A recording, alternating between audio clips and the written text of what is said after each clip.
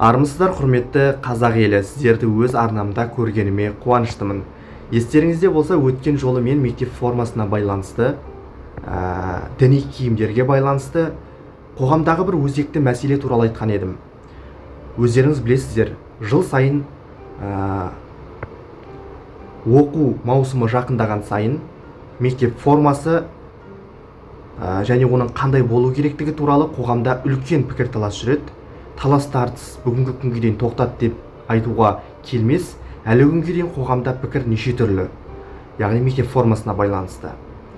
Өткен жолы сіздерге Тәжікстанда қабылданып жатқан реформалар туралы, тіпті президентінің өзі үлкен алаңдаушылық білдіріп, яғни діни киімдерге байланысты. Олардың билік иелері осыған байланысты өте қатал шаралар қабылдап жатқандығы туралы айттым.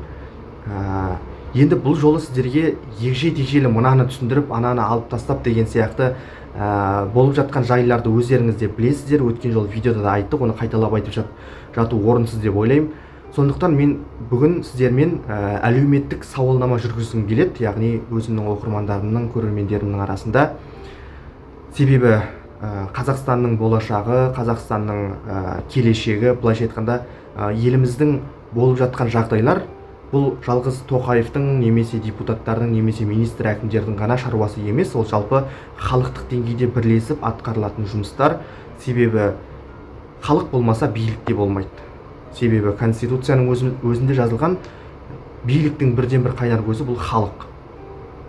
Сондықтан сіздердің араларыңызда осыған байланысты өте үлкен сауалнама жүргізгім келеді. Бұл сауалнама шамамен 3 күннен кейін осының қорытындысы туралы айтатын болам алдағы уақытта.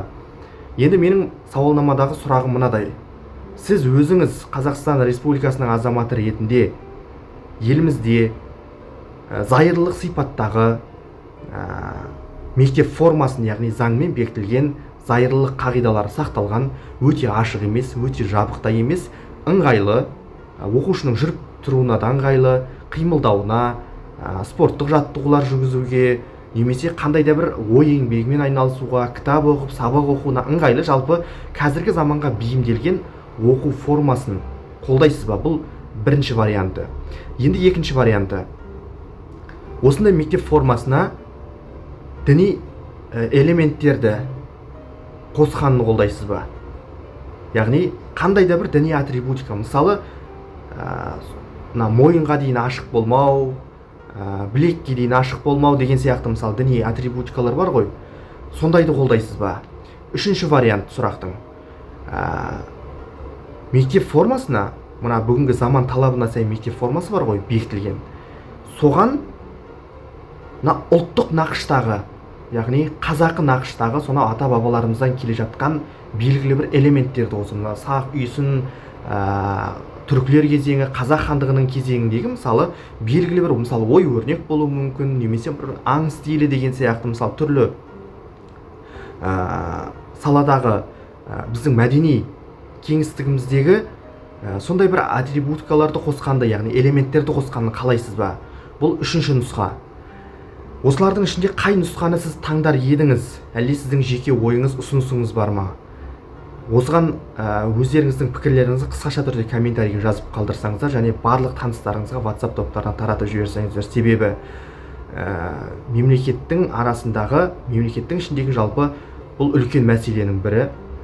Қазіргі кезде қанша дегенмен зайырлық көзқарастарды ұстанғанымызбен, кейбір сыртқы күштер дейміз бе, ішкі күштер дейміз бе, бұл мәселеге ауық үлкен талас тартыстар туғызып жатыр. Сондықтан өзімнің оқырмандарымның арасында осы пікірді, қайсы пікірді қолдайды екен, соны білгім келеді. Бұл сауалнамада осы көрсетілгендей 3 нұсқаның қайсысы сізге жақын, немесе қайсысы сізге жүрегіңізге жақын, қайсысын сіз ақылға қонымды деп ойлайсыз, яғни дұрыс деп санайсыз? Қысқаша өз пікірлеріңізді комментарийге жазып қалдырсаңыздар.